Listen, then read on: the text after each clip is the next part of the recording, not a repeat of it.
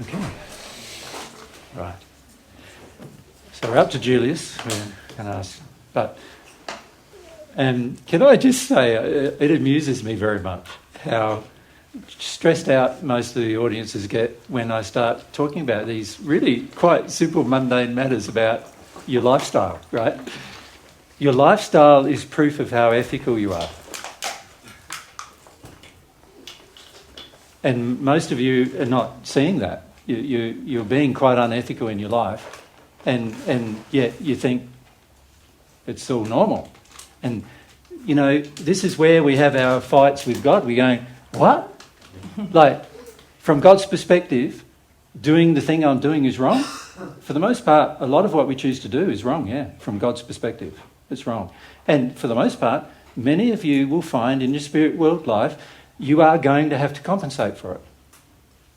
There is a sin on your soul that you're going to have to compensate for.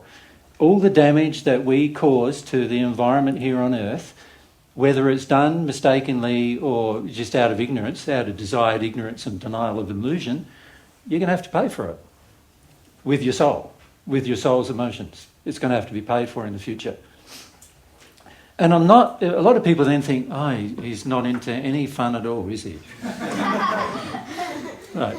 Now, my experience has been with alcohol has not been fun. One of my grandfathers was an alcoholic. He died at 56 years of age because of alcoholism. He abused his children. He belted up his children. I remember even when I was a child, he used to come in through the window he tried to get in through the window of our house, and I remember my mum beating him over the head with a saucepan, trying to keep him out. He was drunk, of course, right? So, you know, my experience with a lot of these things, similar to many people's experience, by the way, with a lot of these things.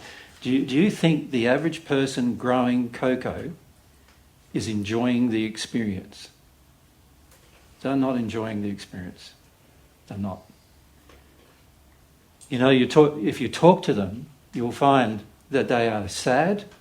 They feel their life has no hope for the future. They feel they can barely provide for their families.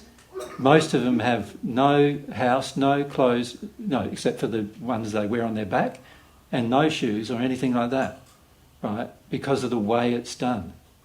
And we're contributing to the ethics of all of that. So, you know, we've got to be more ethical in our choices and decisions. And I know most of you feel like, and to be honest with you guys, you're some of the most open people on the planet. And you're shockingly not open. Right? And when I say shockingly not open, you're not open to the concept that God has laws and of love, and those laws many of you are breaking every day on purpose. And yet you're the most open. So how is the world going to change unless there's a group of people who become more open and start seeing how wrong these things are, right? Now, Julius, we're up to Julius, and then we'll go up the back there. Yep. Just briefly before that, just wanted to add, and I guess that's also why they're coming here, right? Like for example, in Portugal, there's lots and lots of Angolans and Nepalese, and because where they live, there's no hope, like for life, for any future. That's right, and yet if you look at some of the countries, they had beautiful environments. That's what they said. Like the country is rich and is like, you have to come. It's beautiful. Like, and yet they don't want to be there because of what's happening. Yeah, it's sad, really, isn't it? And like, if you look at many of the countries, Mary and I get the opportunity to look at different countries, of course, because we travel to many different countries and see the contrast. And it's really interesting looking at the countries and what's happening in different countries for what purposes it's happening. We went to Brazil, and when we flew over Brazil, we were coming home from Brazil. You fly over Brazil, you will see in Brazil, in Australia, everything's very dry. There's hardly any water, and people are farming is just decimated the place, right? And so Western culture is a decimated place. And then, so where we live used to be a subtropical rainforest, and now it's like very, very harshly treated through cattle farming and sheep farming and so forth, goat farming and other things like that.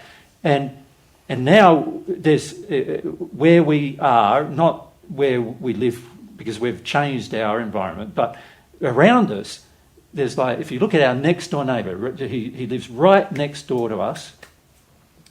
There's barely any trees on his property. There's barely any grass. There's no grass on his property for most of the year. And he has goats on his property. And you go to our side, our trees are like 6 metres taller than his trees. Right? We've got our entire property is covered in grass. Right? And our entire property is covered in native animals. Like, kangaroos, like I said, possums and birds, like lots of different parakeets. We have about 60 varieties of birds on our property, something like that. And when I first went there was one variety of birds. That was 15 years ago, one variety. It was called a crow. It's like a blackbird, about this big. And that was it. Nothing else. There was no grass because goats, it would be in a goat property just like our next door neighbours. Goat property, it was just like that. So you can change things. It requires effort on my part. I've been out digging holes, and one way we keep fit is by digging holes. We discard all of our own waste for the most part. So the majority of our waste is just fruit and vegetables, of course. So, but we handle all of our own waste. At one point, we were actually getting the entire waste of the fruit and veg shops in all of the town that we had, anyone we could negotiate with, and we were getting their waste too, and putting it on our property. And it actually improved our property, right? And that's how a lot of these animals and birds came, because there was stuff they could eat and there's shelter they could have. And in Australia, they're still cutting down trees from forests, just like you're doing here in Austria. We see it here all the way through. In Australia, for the same purposes. And there's all this offcuts, and what they do is burn it. So it all just goes straight up into the atmosphere. So we have actually bought it from them and mulched it, and then put it on the property. To prevent it being burnt. To prevent it being burnt. That's the only reason why we bought it, to stop it being burnt, because otherwise it's just going to go up in the atmosphere and just create more global warming, right? And it's better if it just slowly decomposes rather than being burnt. It's better for the environment. And not only that, it's food for all the animals and birds and everything else. And as a result, we've now got snakes and lizards and birds and animals and insects, like insects galore. It's like, we're trying to find ways to keep them out of our house because it's so much of them. Sometimes we walk in the house and the entire floor is covered in insects, like you can't see the floor. And we've had to work out ways to manage all that in the process, right? And what we've learned in all of that is that if you love things, there will be abundance, right? And you can compensate for the things you've done in the past, but also you can learn things about what to do in the future and how to educate others to do things in the future. And these are all very good things to learn, right? But to do it, you've got to start with some ethics. And this is what I'm saying. The majority of us are in complete denial of ethics. We're in complete illusion. We think what we're doing is ethical and it's not. And we've got to change to become more ethical. Now, if we don't change and face the truth that we're not being ethical ourselves, how can we ever expect the people around us to be ethical with us? It doesn't. It's like asking you to do something that I'm unwilling to do. That's not very righteous, is it? It's not very good if I request that you do something that I haven't done. Right? So during some of these lectures, I'm going to ask that you love yourself more. But I'm learning just how to do it now. And eventually I will love myself properly, as in harmony with God's principles.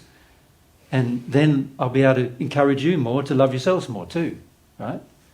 But I can't encourage you to do things that I'm unwilling to do for myself. That's something to bear in mind.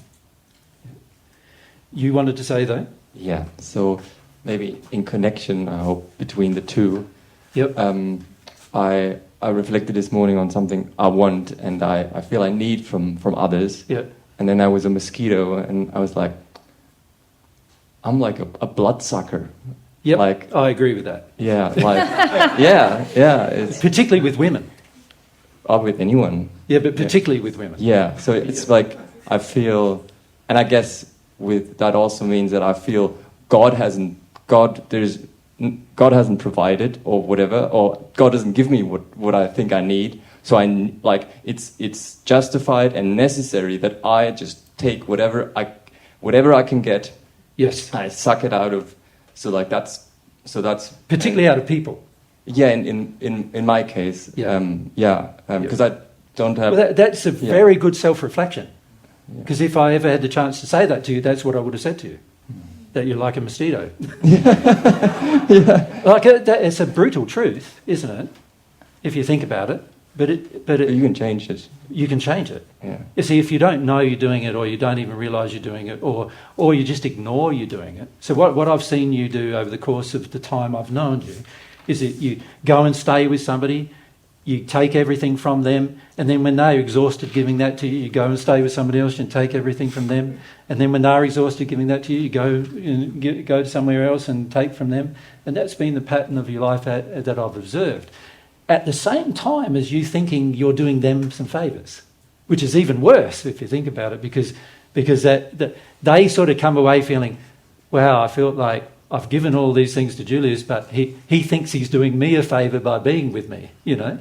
And also you believe yourself to be in harmony with God's truth, more in harmony often than they are, and that's like completely false. That's you living in total illusion, because the fact that you're going from person to person to person and using their resources without consideration of love proves that you don't understand the truth. Does that make sense to you? Yeah, it does. Now, it's very good you had that realisation. It's very bad it was only this morning. Well, it's been kind of over the last couple of weeks. I understand. But you've had the feedback Jesus is telling you when you came to Australia. When you came to Australia. Yeah, I know. It's taken that long. And this is the thing, you see, what happens for most people is they hear these things that I say to them, they go, oh, God, he's definitely not right about that, right? You know, he's definitely not right about that. And then 10 years later they realise, perhaps he was, right? And in particular, we say, he's definitely not right about me. You see, we want to maintain an illusion about ourselves. That's one of the biggest errors we have. Yeah, I mean, I remember the first things you were saying to me when I was unloving to Louisa. I was like, I have no idea what you said to me. It was like, I think something like you said about The Simpsons, like, you know, just like the dog, which is, you know, I was like feeling like getting told off, and I felt like you were screaming at me, and my ears were just like shut, and I was like, I heard nothing. Yeah. And it's a pity because I don't remember any of the feedback. It was just until like 2-3 hours later, I was like, I could hear you again. Yeah. But even those things, I look back on now and I say like, you know, I didn't really hear them because I didn't change. And I ignored them. Yeah. You know, and I wanted to ignore them for a long time. I just wanted to raise and pick. You know, so some things they were a bit nicer, so I could We need to put that here on this list, probably, don't we? Like raise and pick. Pick and choose what I want. You know, Is that how you say it in German? Raisin pick. We say in English cherry pick. Yeah. Cherry pick. In Australia, we say cherry pick. Yeah. Because the raisins were that one's nice. In the like so. To feed the like in Germany and Austria was a lot of like flour based, like very like greasy, high carb stuff, and then they put some raisins, you know, the dried there, and that was the nice stuff. All the rest was just like blah. So the children would try to pick out the raisins and leave the bread. Yeah. I get you. Yeah, it's very much the same as that with people with truth. See, the problem with watching Divine Truth videos is that's what the majority of people are doing. They're picking only the bits they think apply to themselves. And for the most part, almost everything applies to you.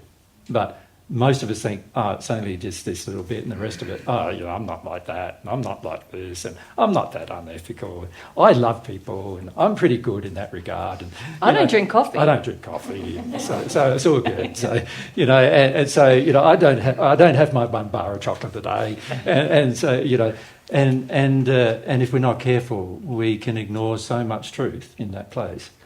And also, that doesn't help us have a relationship with God, because the relationship with God is based upon truth. And the Holy Spirit, which is the connector between you and God for receiving love, is a truth-based connector. It's a conduit that opens. It's actually like a wormhole between you and God, and it opens based on how much truth you're in, how much sincerity you're in, how much transparency you're in. That's why when it opens. So when I pray, you know, if I have a true passionate desire, remember we talked about prayer yesterday a bit, and we said it was a passionate desire for God's love and God's truth. If I am passionate and I am honest, now the conduit can open. But if I'm not honest, I'm in illusion, I'm in denial,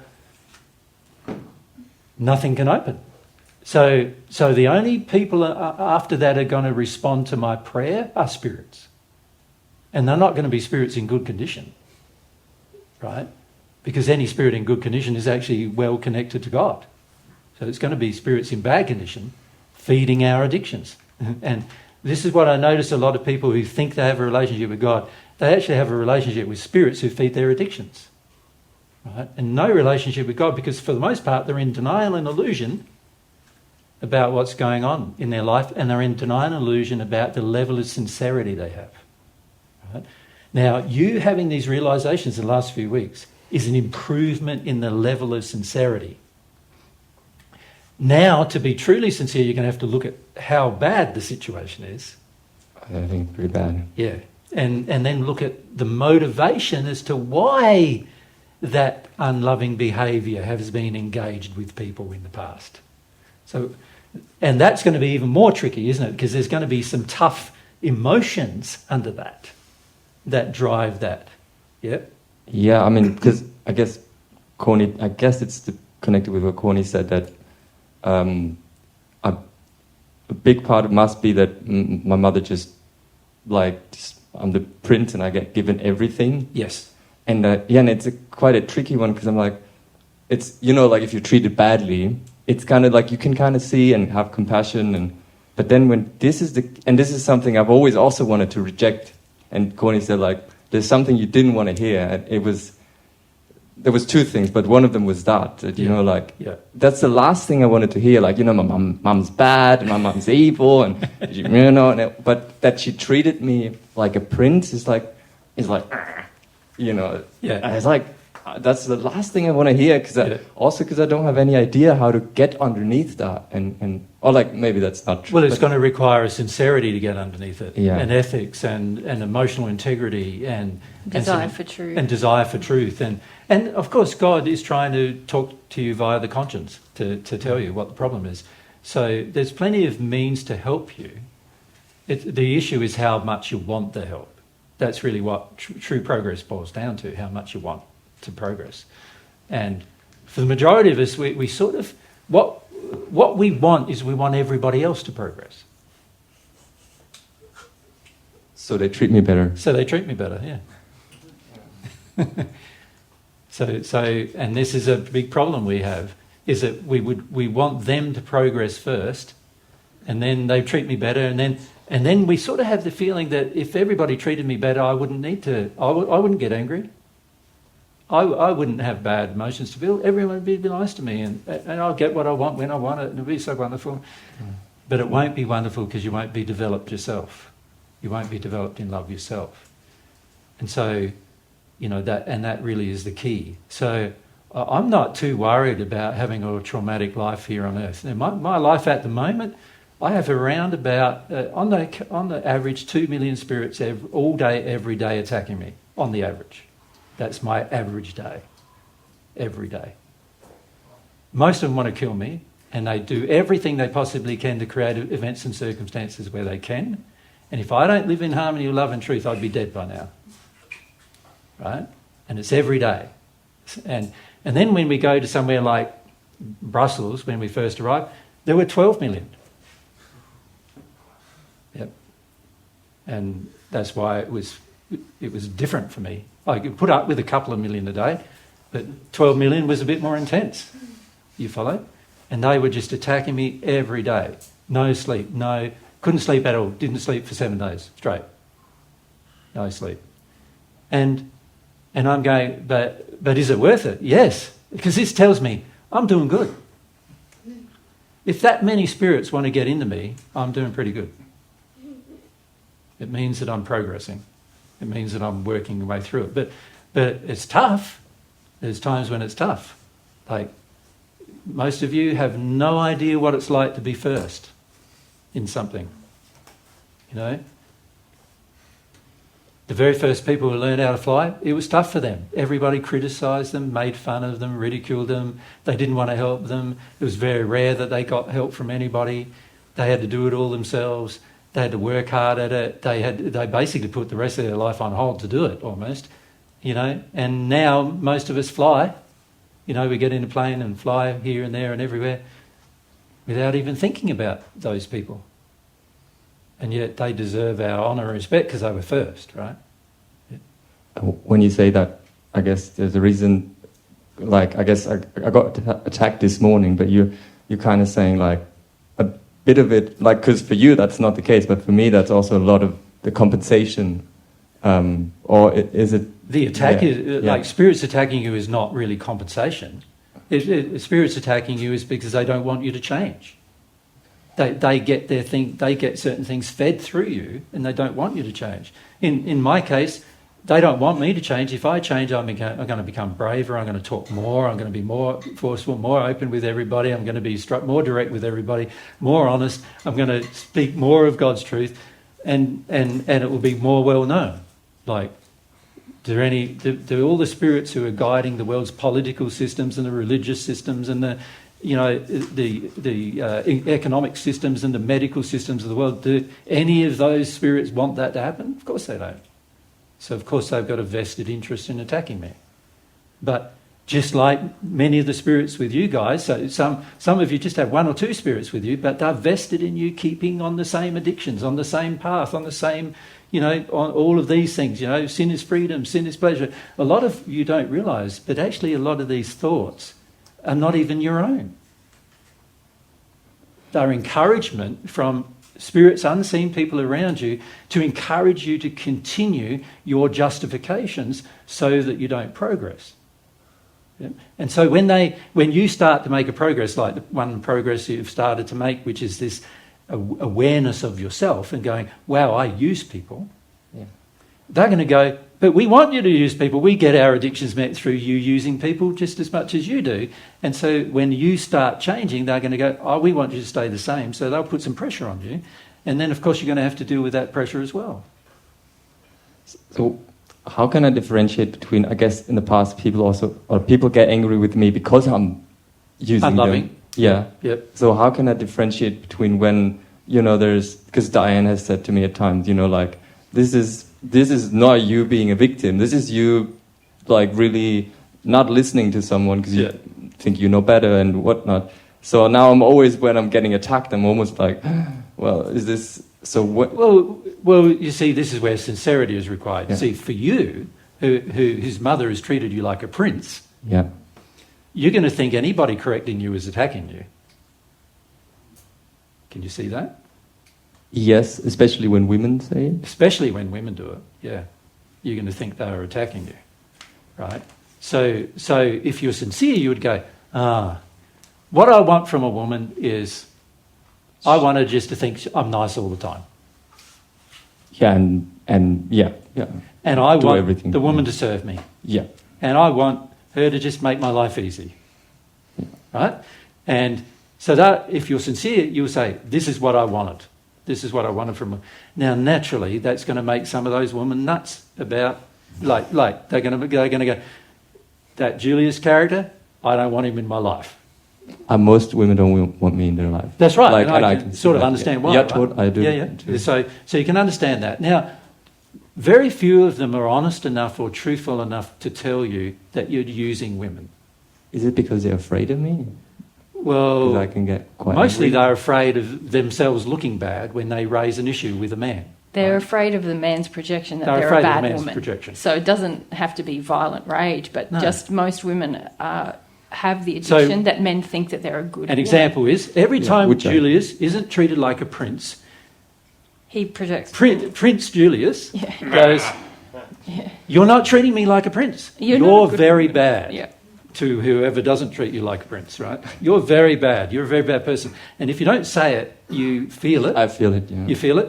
And then on top of feeling it, you underminingly say things to them about their life. Oh, yeah, yeah. So you don't come out and directly just say, "You're bad because you're not meeting my addiction." You go, "You're bad because you're not really practicing divine truth, and you don't really love me, and look how angry you are, and look at, So you see what I'm saying? You're actually undermining the person as well.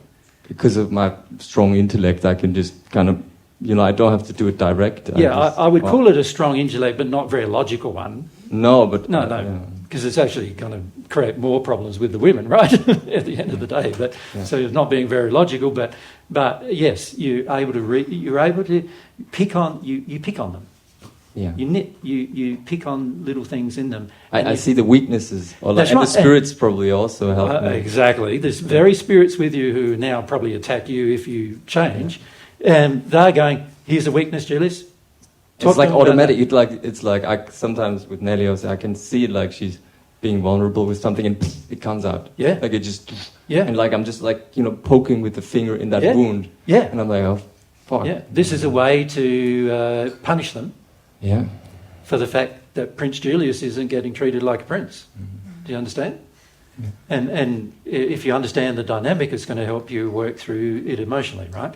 But if you think about that entire dynamic over the years, so when did we first mention to you this dynamic? That I can remember that you actually did.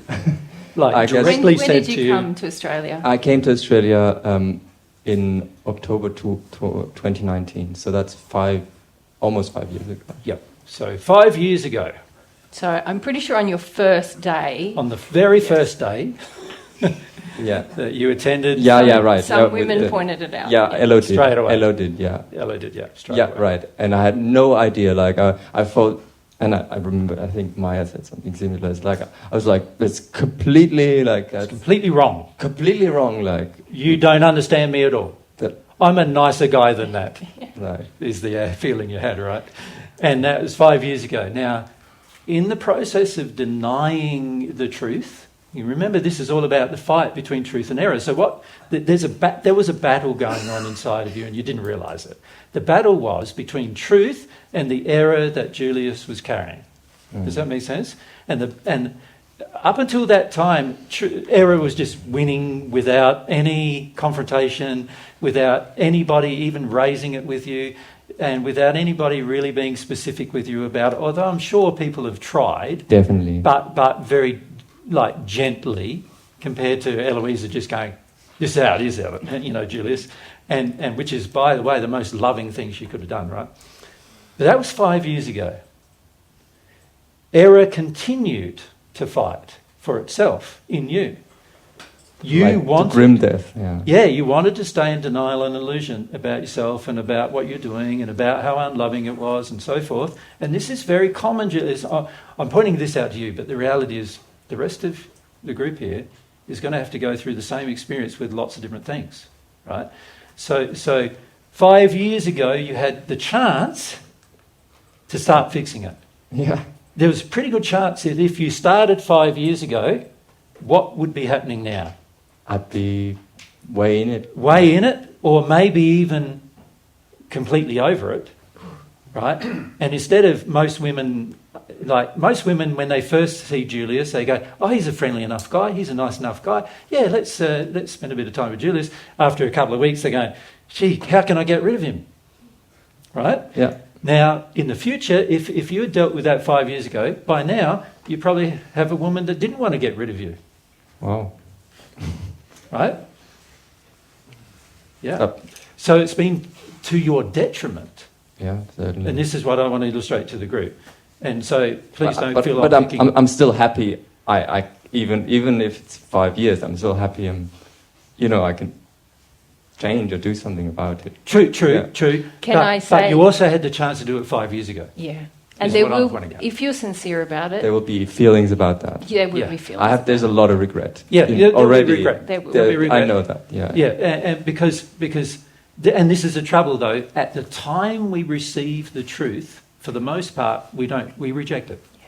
For the most part, and we have strong emotional reasons for doing so. These are some of them, but we're not seeing. And this is where I find it interesting with people who listen to divine truth. They're not seeing when they reject that, they're actually rejecting Him, God. They're not just rejecting truth, they're rejecting God's truth. It belongs to God, right? And it's a part of the expression of God's nature and personality. So whenever you reject the truth and whenever you become unethical and all of these kind of things, you're actually purposefully rejecting God. You're actually in a fight with God. You're not just in a fight with truth. You're in a fight with God because God was the source of that truth. Right? And this is why for most people their conscience doesn't work. Because the conscience is about God sharing truth with you through the mechanism of the human soul that is the conscience. And for most people their conscience doesn't work because they're in a fight with truth. So the conscience is not going to function very well because they want to fight the truth. They want to maintain the illusions about themselves that they've built up over years and years of life. And for the most part, those illusions were mostly created by the time we were 7 or 8 years of age. And by the time we're 16 or 17, they're pretty firmly established, like as a teenager, pretty firmly established. And we're not seeing that these things are error that we're fighting for, and we're using techniques. And so what I wanted to illustrate is one of your techniques was complete denial. Yeah. Another technique is an illusion, which is I have an illusion of myself that I like, and don't you disturb it. Like my dad, yeah. Yeah, don't, none of you, I think I'm pretty nice, don't any of you tell me opposite. If you do, you're very unloving to me. Is the general feeling, right? But besides denial and illusion, there's other techniques. And what I want to ask you is, what are they? Because many of you have them. So what are the other techniques? Denial is like, no, it's not happening. Illusion is different things happening. What are the other techniques? Charlotte, if we go Charlotte and then across to Johnny. Johan. Yeah. To blame or judge? Blame or judge, yes. So they're two separate ones, really, aren't they? So blame, let's write And that. Charlotte, do you mean to blame others and judge others, or to blame yourself as well? Judge yourself, yeah. You can do both, can't you? Yeah. What does blame do? It distances the problem from you. Or if you're blaming you, it takes the problem away from someone else, if it's their problem. Right? So judging does the same. But judging is even perhaps more difficult because the judging is basically saying they're worthless if they do that. Or if you're judging yourself, you're going, I'm worthless if I do that. And either thing is bad. Right? So these are ways to control harder emotions, right? So John? To minimize. To minimise, yeah. That it's not that bad. Yes. So it's only two pieces of chocolate a day, right? It's only 1 cup of coffee. Yep. So just straight behind, and then as we go back. To make excuses? Excuse, yes, we excuse. Very good. It's mine is a special Yours case. is the same? The excuse is a classic. Yeah. Yes, to go back to what we discussed before the break regarding the resources. Last century, we were less than 2 billions Yep. on this earth. Yep. We are now approaching, we are already 8. 8. We are going to be, by 2050, I guess, something around more than 10. Yeah. And by the next century, we will be almost the double. Yeah.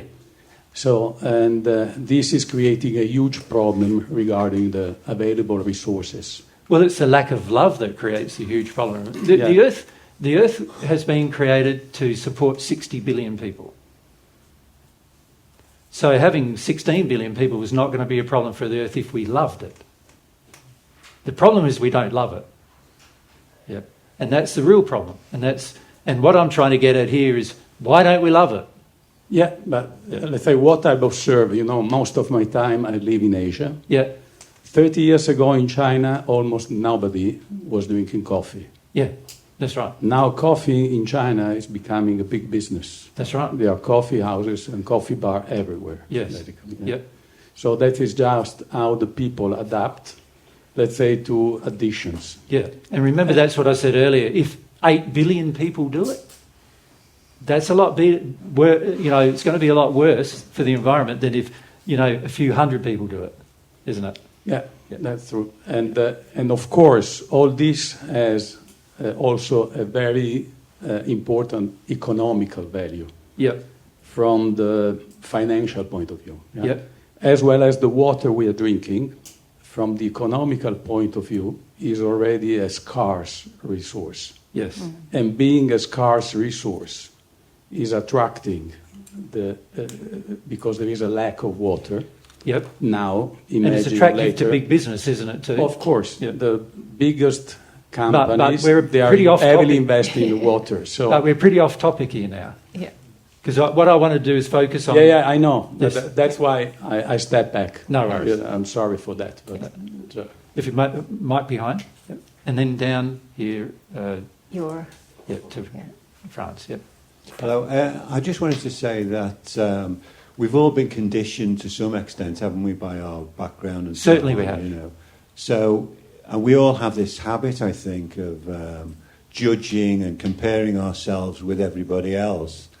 And obviously those judgments and comparisons are going to be completely in error because we have no idea what the experiences of another person has been in their background. Very true. So to go back to the other point about comparing the two squares of chocolate and whatever, Yeah. I mean, if we... You're fighting for it a fair bit, but go on. I'm still fighting. You're still fighting, yeah. I'm going to a bit more extreme now. It's a bit, we can't really judge anybody else, can we, about, whether they have a bar of chocolate or a square of chocolate or whatever. If you're somebody working on the rubbish tip in India, for example, and you've been given that hand to deal with sort of thing in life, Yeah. then it's not really fair, is it, to say, oh, they've had a bar of chocolate or whatever, when they can't really afford anything else.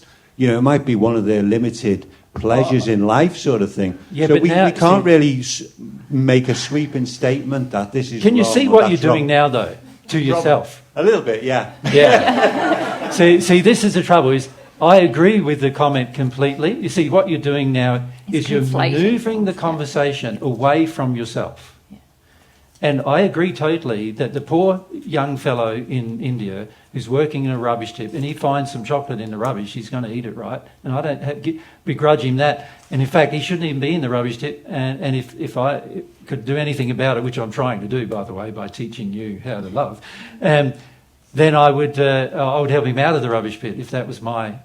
If I was there, that's what I would do, right? Now, the problem is, when we do that kind of manoeuvring, we are just shifting away from our own error. We're basically saying, now I feel judged, and now I feel criticised, and now I feel... And the reality is, God's law is judging you right now. It is. And I'm telling you it is. I'm not judging you. I'm just saying God's law is saying what you're doing is ethically wrong. You're saying that, not God. No, God's law is saying that. This is what I'm saying to you is that God's law is already saying that, and if you could feel God, you would feel him saying it. And what I'm saying to you is you don't want to feel him saying it, and that is how you stay in error. Yeah, but with due respect, you don't know sort of what my experiences of life have been. And, you know, like you said before... You say that, but you don't understand me at all. And also inherent in your question is the implication that you are being judged and you're not being judged. Well, yeah, exactly. But But I don't mind feeling. being judged by God. But No, you know, you do, is what I'm saying. Yeah. What I'm saying is you do. All I'm doing is saying to you how God's law is going to judge you. That's but all I'm doing. there's a lot of variables, isn't there, in what's in affecting somebody's decisions and what they take. Yeah, but I'm referring to what's affecting yours. Yeah, but you don't know what's affecting mine. I That's do. my point. I do. I know you far better than you know yourself. Okay. And you don't believe that, I know. But, Okay, give me some and examples. by the way, God knows you even better than I do. And all Oh, I've got to of do course. is ask God about you and he'll tell me anyway. These are things you don't realise about God's truth. The more you progress and the more in harmony with God you become, the more you know about everybody you meet. The more you know what's driving them, what emotions they have, why they have them, what justifications they have. The more you know all of these things. This is some of the advantages of growing in your relationship with God. But you don't know me well enough to know that I know those things. Someone like Julius, who's had some experience with me, knows that I know things about him that he didn't know about himself, right? And I knew them. I didn't have to talk to him and ask him about his life, and I didn't have to ask about his experience at all.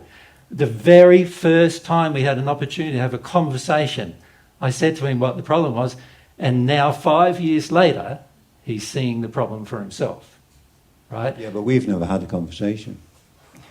Well, I don't need... Well, we're having one now for a start. And I don't need to have a conversation to feel a person. I didn't tell him anything. Julius never told me anything. When I first met him, he didn't tell me anything about his life, anything about his parenting, his mother, his father, nothing. I told him about it. Yeah. Right. Now, I'm not saying that's a special thing. I'm saying that every single celestial spirit has that ability. Every single person who has a relationship with God grows in that ability. You will grow in that ability. You will even look back on this conversation with me and go, what was I thinking? You will, because you are arguing for your own lack of ethics, and later on in life you'll go, what was I thinking doing that? That just delayed my own progress. Right? You're fighting for? I feel as if I'm fighting for the truth. I know don't mind. you do. I don't mind being told. That's what our error does. That's Yeah. what error does. Yeah. How you're feeling right now is good that we're having this interaction, because how you're feeling right now is how everybody who ever hears me feels. It's how Julius felt when I talked to him 5 years ago. I felt It's how it. Mary felt when Yeah. I first met her, Who hasn't? right? Who hasn't? Everybody who's ever had a personal conversation with me feels this way. Everybody. Terrible. It's terrible. It was Yeah. So microphone, just because otherwise, I know. If you leave the microphone up there. Yeah. Microphone here. like it was back in the day I would say it was the worst 3 days in my life. Like in a sense of like it was so confronting. I'm getting like, picked on every day. I'm getting Yes. abused every day. This is how Julius... I don't even know how he felt before he was feeling it, by the way. And it was when he went away and he's going, that was a terrible experience. Why would I go back there again? You know, and this is a part of the feelings, isn't it? This is a part of the feelings that go on between the confrontation of error and truth. And this is what I would like. This is why I'd like these conversations, because you need to see these are the feelings you're going to have. You're going to have them. This error is fighting for itself. It's fighting for itself. And you're going to feel so justified. You're even going to feel like I'm telling you a lie. And you're telling me the truth. Yep. That's how Julius felt. And 5 years later, you now feel quite differently, right? I don't know if quiet, but Well, the I feel mosquito quite illustration that you gave, which was very true, obviously inspired, is triggering now a chain of events which you can now choose to act upon and sort this issue out. And in the process, you will also you will find, you are heterosexually inclined, aren't you? yeah. And yet these women want to stay away from you because after 2 weeks with you, they just feel like, right? And so this one injury is going to allow people to actually feel more compassion and understanding for Julius rather than feel like they're being used by Julius. Yeah? And so that's going to benefit your future. But it could have happened 5 years ago, but as you experienced 5 years ago, and as you're experiencing right now, I should say, the error is going to fight for itself, right? Many of you haven't even begun that yet. Like, we were in Brussels last week. Almost every man in the audience was unaffected by the 3 days of conversation. The reason why is because they already believe themselves to be above it all. Right? Every woman in the audience, almost to a individual, by the time we had done 3 days, was angry as mad as, I don't know what you have in your language, mad as whatever, angry as whatever, but they were pretty angry with me. They went away from the group angry. Why? Because I was telling them that they had to feel fear, and they were feeling like fear is a good thing. Fear protects me. Fear is good for me in my life. I'm a woman. I have the right to be afraid. Look at the world. It's man-dominated, crap from men all the time. You have the right to be scared. And so they walked away being angry. That's the error fighting for itself. You need to understand that, right? Because if you don't understand that, you won't go beyond that. Like, don't you think there's things that God has shared with me and I've been mad as a hatter about it? Like, one of the very first things that I was really angry about was who I was. Like, remembering, you know, like, just remembering. My God, like, how am I going to say to a bunch of people that I'm Jesus? What does he expect of me, for God's sake? You know, like, how bad is that? Nobody's ever going to listen to what I've got to say once I say that. You know, and I actually tried for about, 3 minutes. No, it was more like 2 days. I tried to be in front of a group of people talking to the truth about them without saying who I was. You know what happened? I was doing these whole things about secrets of the universe and all these other things, and people would start going, how do you know all this? And I just ignored it and I keep going with the discussion, and people can say again, how do you know this? And I go, how do you know this? By the second day, it was the same group of people, second day, how do you know this? And one person said, you never answer the question, how you know all this. So I was saying, okay, I have to put everything down and go. The reason why I know all this is because I've been around for 2,000 years and I've been in the spirit world for most of that time. And that's how I know this. And actually, my name's Jesus. It's not, Alan John Miller, as you think. But, and there was like silence after that, of course. No more questions. And everybody in the audience I could feel were going, he just said he's Jesus. Why am I even listening to this guy? So I learned very quickly that if I was not going to be honest with a group of people in the audience about who I was, then how would I expect them to be honest with me about anything either, right? But I had to go through that experience. I knew that it would be confronting for you to know that when I meet you, for the most part, I know what almost all of your feelings and where they come from. Most of you don't realise that. But I do. People who interact with me individually soon find out that's the case, but their error is the very first thing that happens. It's the very first thing that happens, just like my error was the very first thing that happened between me and God. Exactly the same as that. The error wanted to fight for itself, and in my case, the error wanted to fight for itself, but God sorted me out good pronto, quick. He sorted me out with regard to any error I had. It was criticised immediately, exposed publicly, and I learnt, deal with it now. Stop thinking that I know better and start listening is what I learnt. And to be frank with you, it's exactly what you're going to have to learn if you want to progress. Yep. So we go here and then up the back. Just a question. Oh, sorry, we were here. So we were with you, were we? Yes. Yes. If you want. You want, no, you first. Yeah, I mean, concerning how I uphold my error. We haven't finished this list, Yes. have we? One thing is going into disorientation, Yep. like confusion Yeah. and misunderstanding or not understanding. Yeah, what's another term for confusion? It's sort of like, there's another word. Going blank.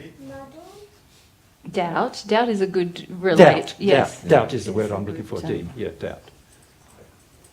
Yeah. Yeah, both those things we do to hide from truth, don't we? We go, but there's also this explanation, but there's that explanation, but there's this explanation, there's that explanation as well, there's 5 explanations, now there's 10 explanations. Which one's right? I don't know. You know, so, and then in that process of going, I don't know, we just let ourselves off the hook for being more honest with ourselves, right?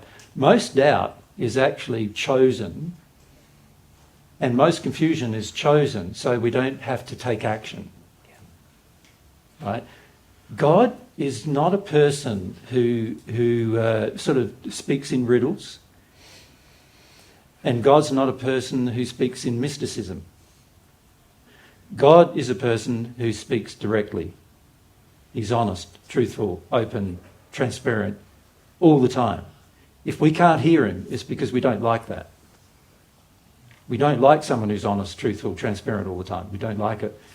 It exposes so many things in ourselves generally when we meet a person like that. And for most of us, when we meet God, you're going to get exposed on all the different areas where you're dishonest with yourself, untruthful with yourself, in an illusion, in denial, you know, where you blame, where you're judging, and all those things. All of those things are going to get exposed. Now, judgment, all of these things are emotions. They're all feelings, right? The more you get rid of them, the more the error gets exposed. So the error needs these feelings to survive. Do you understand that? It's a very important thing to understand. It's a fundamental principle that you need to grasp, even intellectually, that error, like falsehood, needs emotions like this in order to survive.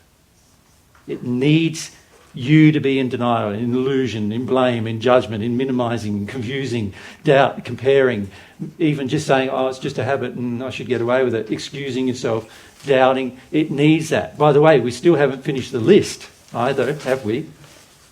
There's more things, isn't there? Yeah. But you understand? Yeah, and even it's a strange place because it's a place of suffering, and I'm remaining there. Yeah, but see, most people would prefer to suffer than act. Yes, exactly, and so avoidance. Yeah. You see this in life everywhere, where people would prefer suffering rather than action. Like you see that in a marriage where, you know, both parties very unhappy. None of them want to split up. So they stay in the marriage, stay in the marriage, stay in the marriage. Many of you have had relationships where you've done that, right? Where something's wrong and you don't deal with it, you don't confront it, but you stay in it, stay in it, stay in it, only to have it break up in the end anyway, right? I mean, I see it on a daily basis in my life. Exactly. These things here, confusion and doubt, help you not take action. Not taking action is one of the worst things you can do for your life. Right? But that's what they help you do. They help you stay in error and not take action in harmony with truth. Right? So a lot of the times we like confusion, we like doubt. We'd prefer to doubt than we would to come up with what is the actual truth. And for I speak very definitely about most things, don't I? Like yes, no, yes, no, yes, no. And there's very few times when you say to me, and I say, I don't know. The reason why is because that my relationship with God, through that relationship, God tells me this is true, this is not true, this is true, this is not true, this is true, this is not true, this is true. And if I don't do these things emotionally, then I'll listen. But if I do these things emotionally, I won't listen. And I'm not going to listen. right? And I'm going to have to get rid of some of these. You could say these are patterns of feelings that I've learnt through my life. Remember, I started out blank. I started out free of these things. But I've learnt to do these things in order to justify the error I'm in. And people taught me how to do it, that is true. But also I taught myself how to do it as well. I like it because I like to use these techniques to stay in the error I'm in. Yeah? Yeah. So next was there, yep, and then come down here. Yeah, I can Yep. attest to that experience of being confronted with truths where I feel like I did believe you were saying the truth about like everything except me, and I knew that was illogical. Like I knew that can't be the solution. I mean, like I think everyone's smarter than that. But it's a very interesting thing you raise, because Mary and I have, over the years, we've been doing this now publicly for 16 years. We've talked to tens of thousands of people. Almost everybody, when they hear divine truth, when it's external to themselves, their heart feels encouraged. You know what I mean? You feel some joy. You go, wow, that's amazing. Yeah, that's... Even if it's not true, it's pretty amazing, is what the average person feels. And then after a while, time, you work out, maybe it is true, and you start experimenting with all that. But there's a joy in your heart to even experiment with that external truth. When you're told a personal truth, it is completely the opposite. It's completely the opposite. It's like, he got no idea what he's talking about now. What's wrong with him? He's gone from knowing these things to not knowing me at all. He doesn't understand me. He doesn't get me. He doesn't, And anybody, by the way, you're going to feel God doesn't get you. You're going to feel God doesn't understand you. You're going to feel your justifications in the same way. And the more in alignment with somebody that somebody is with God who's around you, the more you're going to feel they don't get you. They don't understand you. When they get you more than you realise, they do. But in the error, because it's personal now. We're not just talking about how the universe works and the lovely spheres and the spirits, and you have all that fear of death you had, well, that you didn't have to have that because there's this afterlife and you're going to live forever. And, you got the opportunity to progress and start your progress whenever you want. Oh, that's relaxing to know. I don't have to panic about my progress. And there's all these wonderful things. And then we start talking about your personal error. It's just like, there's this like rage that comes up. And so we need to add, don't we, to that list, rage, anger. And another one that many of you use towards me is condescension. Is that condescension? C before us? Sensation. Condescension. No, that's not right. I can't spell. That's the truth. Condescension. Condescending. Condi. Right. There's an S and a C in there somewhere. Yeah. The reason why we do that is because if we can belittle somebody else, it distances ourselves from having to listen to them. So what a lot of people do with me is they hear this divine truth, like external, like about the spheres and everything. They go, oh yeah, this sounds all wonderful. It's amazing. I really like going there because it's really nice to listen to, and it's encouraging to my soul to listen to the fact that I live an eternal life and that there's more going on than what just this life and all these things. And it's relieving actually to hear universal truth to your soul. Your soul feels relieved. But when it comes to our personal error and somebody starting to point it out, our soul does not feel relieved. Our soul feels like fight for the error, fight. we are in a state where we want to go to war. Then. Now, there's all sorts of ways we manage that. So the average person doesn't sort of realise that in themselves that they want to go to war and it's that bad. So they go, condescension, or they go comparison, or they go doubt, or they go excusing, or they go just stay in denial or illusion, or just blame my mum and dad for it, or, the fact that I'm unloving now is all their fault, or no, don't blame mum and dad because I still want a relationship. Blame God instead. That'd be a good idea. We do all sorts of things, including, of course, blame Jesus, right? Which is very high on most people's lists. When you come to a seminar and he's saying something to you that you don't want to hear, of course, most of the time you're going to blame the person who's brave enough to say it, aren't you? So that's normal. And what I'm saying is it's normal to have these responses and actions, but you've got to understand it's the error fighting for itself inside you. The sin is inside you. It's fighting to stay there.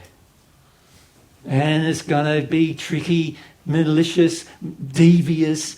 It's going to be blaming and critical. It's going to do everything it possibly can to stay there. And then what you do with that is going to determine how good a relationship you ever have with God in your future. Right? That what you do when this confrontation begins is going to determine your future. Now, almost everyone I've ever met has lost the battle with error.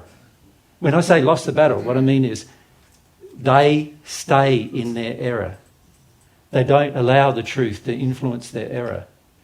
Almost everybody I know. And this is why, you come to one seminar and there's 200 people there. Well, we've had seminars like this.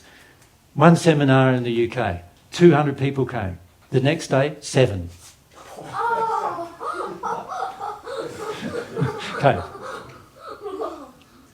Right? Now, I was nice to them. I wasn't unkind. But what they were hearing was this starting to happen. We were talking about sexual matters. We were talking about relationship between men and women, and how many people don't realise, but it's very, very damaged on earth, the relationship between men and women. And when we started focusing in on the fact that it was happening for many of the people in the group, many of them were very offended, and so did not come ever again. Never seen them again. Right? In Australia, we had an auditorium there gifted to us for a period of about 18 months. And in that time there, we had almost 300 people come every weekend for 18 months. Right? Almost every single one of those people are not listening to Divine Truth now. Almost every single one. Why is that? Because sooner or later, this is going to happen to you. It's going to happen to you. And you think it's not going to, but it is. And what's going to happen to you is there's going to become a confrontation, internal emotional confrontation between the truth that's being shared and the error that exists within. You understand? And that confrontation is going to get so great that you're going to use this and another 500 other methods, right, to reason yourself out of listening to the truth. And what's going to happen, unless you start embracing the truth, you're not going to love it anymore. You're going to hate it. That's what's going to happen, right? So many of you, we knew it's like 10 or 15 years ago, and then we don't see you for 10 years. That happens too, where somebody doesn't listen to for 10 years and then they go, what am I doing? I don't even understand why I stopped listening. There's many people like that are starting to listen again, who come back to us and say, look, I know we've been away for 10 years or whatever. I don't even understand why I went away. And when we start discussing this, they almost feel like going away straight away again. Right? Because there's all these methods we use, even things like time. Yep. Just Don't spend any time thinking about it. If you don't spend any time thinking about it, it's not going to bother you. You know, just things like that can cause these shifts to occur. Yeah? Where are we up to? Let's go right up the back on that side and then across on the back. Yeah. Thank you. Can I ask a personal question? Do we want to answer a... There's a Let me hear what the question is, and Okay. then we'll see. I have a question about feeling that I want to be good to men. To men. Be good to men. men, yep. And I just want to hear why I would like to do that. So sort of the opposite of what we were talking about with Julius, where you feel like, oh, if a man has a bad opinion of me, then Yes. yeah, why is that so stressful for me? Or why? Well, why would I answer to Julius' addiction to? Yeah. Why would I answer to Julius' addiction? Can we leave those questions for tomorrow morning? Yeah. Of course. Can we do that? Personal questions? Because I would like to stay on this theme, because there's a principle in here that I want you to grasp. And that is, you will feel a lot of joy about listening to God's truth as long as it remains external to you. You will. What I love about the truth is it's so attractive to listen to. Like, atheists, frequently come to our seminars. They love listening. And I'm talking about God. Now, the average atheist, whenever they hear the word God, they're pretty upset. Right? They feel quite offended about that, the average atheist. But many atheists who come along, they start listening because they didn't realise, for the most part, how logical the truth could actually be. Right? And it's the same with all sorts of religious faiths and all sorts of people from different walks of life. Every single person I ever met, generally, is fascinated about truth as long as it remains external to them. But the same applies to every single person when it starts being personal. Personally, when we start seeing the error within, or it starts getting exposed, I have yet to meet a person who hasn't fought. In my entire time on earth, and my entire time in the spirit world, I have yet to meet a person who hasn't initially fought the truth, their personal truth. There's been no one that's initially not fought it. Well, in this life I've fought it. In the first century, not so much, right? But in this life I certainly have. So even me, I've fought it. You understand? I understand this, particularly from this life. I understand this now more than I ever understood it in the first century. In the first century I used to know, that person's fighting again, I'll just have to leave them alone for a while, I'll go on to this person, and that person's fighting again, that entire, they all want to throw me off a cliff. So, okay, why do you think people wanted to throw me off a cliff? If the truth is so attractive, why did they want to throw me off a cliff? Why did they want to crucify me? It's because when it gets personal, that's what people feel like doing. Yeah? The Pharisees, who really, to a large degree, were a part of my death, every time they couldn't avoid the conversation. It's sort of like, you would think that if somebody is talking about the opposite of what you want them to talk about, the best course of action would be just to not be there. But no, they had to be there. And they had to make their points, and every time where they made their points, the logic of the truth always exposed the error in them. And that all happened publicly. It didn't have to happen publicly, but they wanted it to happen publicly, and so I had no choice. It was public. Every time there was sometimes there was 2,000 or 3,000 people listening to me criticise the Pharisees. They were pretty annoyed because the fight for error was pretty strong. Now, some of these guys now are my friends, right? But they weren't then. They did everything in their power to undermine things. First, they thought, they could just reason with me. But gee, I'm so unreasonable, right? And when I say that, I mean I'm unable to be reasoned with if I believe, if I know God's truth on a matter, I am not going to shy away from that, and I'm not going to be shifted. That's the way it is. And by the way, when you know God's truth about a matter and you actually know it, you'll feel exactly the same, right? Anything harmonious with love, you will feel, I'm not shifting. And so they learnt, he's not shifting. So what do we do now?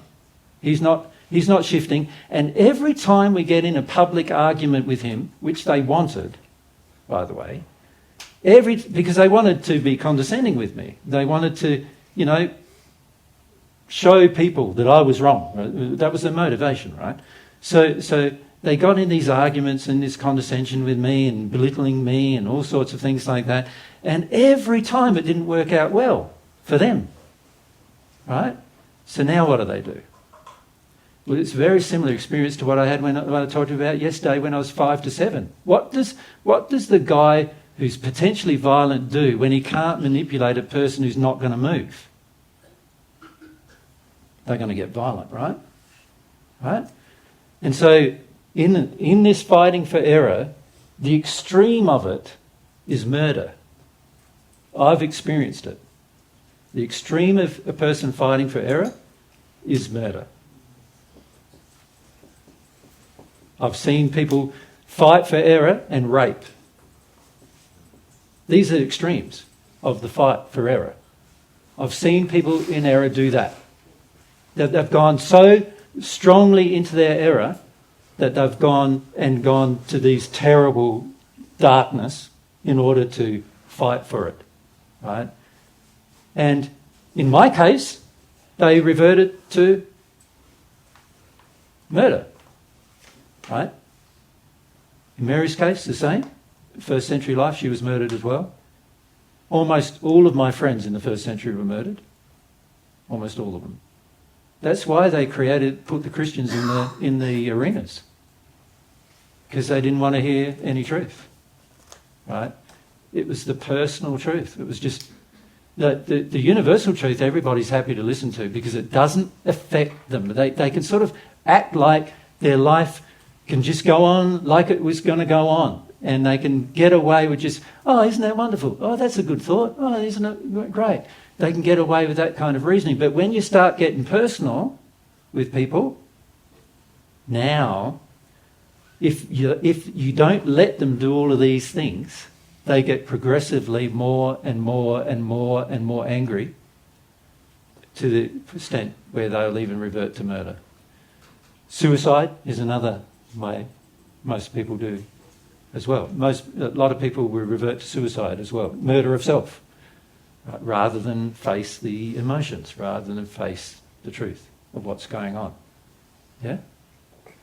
So up the back.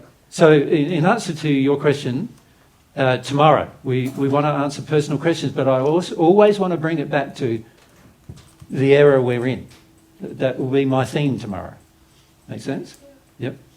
I think maybe it's personal or it's with error, because my question is, yesterday I felt a lot of numbness, but mixed with feelings, or like, I can't describe what it was, because it's like new for me, and I want to open about it. Numb is another method we use. Yeah. Just go numb. Just go. If you see a child, if you try, it's interesting when a child is in a state where they're demanding. If you discipline the child by holding it and restricting it from doing what it wants, it'll go through stages, right? Usually the first stage is rage, so it kicks and screams and tries to, get out of the hold, and if you keep holding, eventually the child will go into a state where it's pointless being in a rage, so I'm just going to go listless, numb. And the child will just sort of let all of his muscles go and just hang there. And it's not over yet. The fight isn't over yet. That's a technique you learnt in your childhood to get away from dealing with something. It's a method here. Numb is another method we use to just go tune out, zone out, get away from the issue. And so they go numb. You keep holding them. You'll find, hold them for long enough, they'll go back to anger. Because they want numb to work. You know, most people want no action to work. It's sort of like, the truth is confronting my error. God's expecting me to take an action to fix that. No action means that I don't have to do anything, so I just take no action. But the problem with that is in your life, you finish up taking no action, taking no action, taking no action. 100 years pass, you die, taking no action for a while there too. And you end up in states where nothing's really changed for a couple of 100 years in your life if you're not careful, before you start to actually learn to take action and stop being numb to everything. Numb is a desire to avoid emotional truth, a desire to avoid your emotions, to avoid your feelings. It was so difficult because there was some feelings that I can't describe, but it was not bad and not good. It was like a weird stage of, I don't know. Yep. Yeah, and a lot of us, when we get into these states of change, we don't realise, wow, I'm just freaked out about any change that happens to me. And for many of us, we then back off of change by just going numb, taking no action, avoiding change, excusing, and all of these other things we do. We do these things because we feel going forward is uncertain, is what we believe. We feel it's not necessary. We don't know if it's a good or a bad thing. And because it's uncertain, we then go, well, do I really want it? Isn't it better just to stay like I am? Because that's certain. Now, there's many times in your future, and this is probably, I'll say just before lunch, because we need to stop for some lunch. There's many times in your future where your future will be uncertain, and you'll be very tempted to stay where you are presently. There's people in the second sphere of the spirit world. The second sphere is like paradise compared to Austria, you know? Austria is like a dirty hovel compared to the second sphere.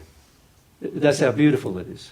Here it seems very beautiful when you look on the outside, but there's a lot of things wrong with it, of course. But even with all the beauty that's here, the second sphere is like heaps, 10 times better than anything you can imagine here. And so when people get there for the very first time, they go, why would I want to go anywhere else? I like this place. People are nice. There's no nastiness. There's no, everybody seems to like talking about lots of interesting things. Life's really interesting. Why would I want to go to the third sphere? The third sphere is uncertain. I don't know what that's going to look like. I don't know what changes I'm going to have to make there. I'm very comfortable here. So I've known people who stayed in the second sphere of the spirit world for 200 years, right? Because it was comfortable compared to their life before then. It was better. But not as happy as they could be. It's much happier in the third and fourth and fifth spheres. Each new sphere is like huge difference in happiness. The celestial kingdom is like unimaginable for most of you in terms of happiness. And yet, the average person is arriving in the second and going, well, they even know there's more, but they're not feeling like it's for them because of the uncertainty. And so they take no action. And so they stay there. And they stay there for a long time, oftentimes. Oftentimes until all their friends are gone and all their family's gone and all their, people they knew and met in the second sphere, they're all progress too. And it's like, there's a whole new generation of people now in the second sphere and they get to know them. And then after a while they go as well. And after a while you feel like, I'm getting left behind. And then you start looking at why you're in that state, which is a lot of times about being numb, wanting to not move forward because you're afraid of what might be forward. Right? And so I'm recommending to you to not do these things. But after our break, where we'll have probably half an hour for lunch, I want to focus more attention on this because I feel it's the main problem we have when we're sharing truth with others. When we get down to the nitty-gritties of your personal life, that's when most of you are going to get angry. Right? You're going to get upset with Jesus for sure. I don't know anybody who hasn't been, in my entire life, upset with me. And, you know, not just you, With God? God, you know, a lot of us are harbouring a lot of feelings. You know, we receive some Resentments. truth, Yeah. and then we feel like, oh, God. But it's a lot it's not easier reasonable. to project it at a person who shares God's truth than it is to project it at God, because for the majority of us, we feel like God doesn't listen to us anyway. So let's get angry with the person who's sharing the truth, the messenger, rather than where the message is from, is generally what we feel. That's why they call that statement, you know, shoot the messenger. Well, in my case, it was like hang the messenger, you know, crucify the messenger. Now, many of you don't realise it, but you're going to even do that in the future. You're going to have that desire to get rid of me out of your life. And I'm going, well, for some of you, I'm in your life very temporarily.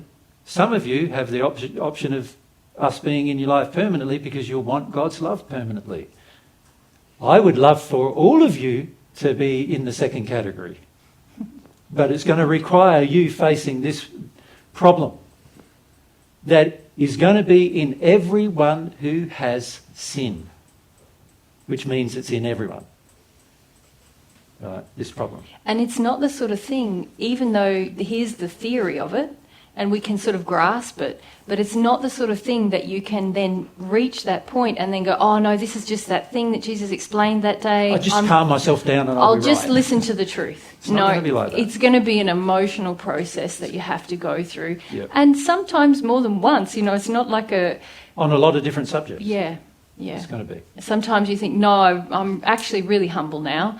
And then you hit another thing and you're like, whoa, no, I'm going to fight for this one. Yeah. And now there's probably on earth about 5 people who trust me at the moment, who trust that anything I say to them is worth listening to with regard to their personal life. And you know what I've noticed?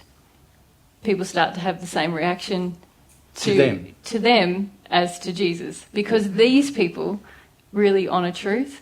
They don't accept error as much. Yep. And so they present truth to you, and then often I see people have the same reaction that they've had to Jesus to those people. Yeah. Yeah.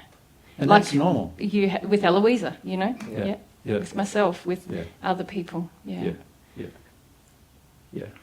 What I would like to see is that you at least, by the time we finish our conversation with you this weekend, at least you start to understand what this feels like. Yeah.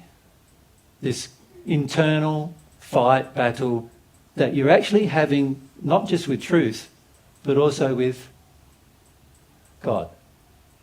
That you at least understand how it feels internally, right, to be in that state. Because if you can feel the state, you can recognise it, and you can work your way through it. But if you live in the state, rather than feeling your way through the state, you're going to end up rejecting truth. You're going to be one of the many tens of thousands, millions of people that have heard it and then delay the implementation of it. Right? Because of personal, emotional reasons that you're fighting for. Right? And now I would like for you not to be like that. But there's no control I have over that. You are individuals, you have free will, you can do what you like. You can shoot the messenger, you can criticise the messenger, you can be condescending to him, you can excuse yourself, you can do all of those things. God lets you do it all. You're allowed to do it. I'm going to let you do it all. I'm not going to enjoy your company, though, while you do it. That's how it is. I enjoy the company of people who are, like myself, focused on truth, no matter what change I have to make. No matter what I got to see about myself, I'm going to do that. That makes sense? And you, once you start to feel feelings for God and have God's feelings, feel God's feelings for you, you're going to eventually end up being very similar to me. Like, I've got millions of celestial friends, and every one of them is just as bad as I am about this truth thing. Or you could say just as good as I am about this truth thing, depending on your perspective. Right? This is why on earth very few people hear a celestial spirit speak. Because the error is fighting for itself. Now, your spirit guides, your spirit friends, they would love to have you change on this issue. Because if you change on the issue, you're going to be much more open to hearing truth, to progressing, to making changes while you're here on earth. And the immense benefits of that you will experience if you do that. But it's going to be tough initially because sin wants itself to survive. And that's going to be the battle. And in fact, if you've ever read the Paget messages, there's a message in there that says the real battle, we were talking about war, like the First World War, the Second, we were talking about at the time in context. But I said to Ned, the real battle is not the war. The real battle is the individual's own fight with his own sin. This is going to be the thing you find the hardest in your life. It's going to be harder than anything else you do. Harder than anything else you try to achieve in your life will be your own battle with your own sin. Right? And it's a fight that is worth winning. It's a fight you can win. You see, the world's religions, and particularly the Christian faith, will tell you you're a condemned sinner, you will never win. And I'm saying to you, that's not true. You can win the battle with your sin.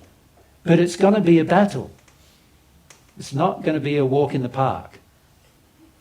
And most people who hear, spiritual speakers speak, they want to hear, it's going to be easy. There's this mystical easy road. It's just going to be a breeze. And, if we do this and we do that, you're just going to breeze through life and everything's going to be fine. And they're full of crap. It's not true. The battle with your sin is a difficult battle. It can be won, but it's going to require sincerity on your part. It's going to require a sincere desire and effort on your part to do it.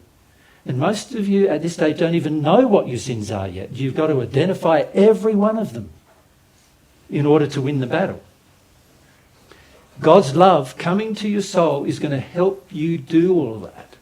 It's going to expose the sin within you.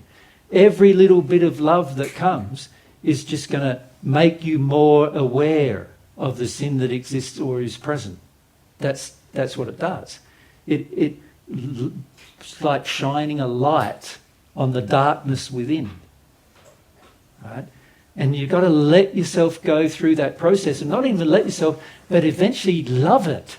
Love the process. And that once you come to love the process, things will change immensely for you. Yeah? Now, I won't answer any more questions now because we need to have a break, don't we? So let's do the break and then we'll continue.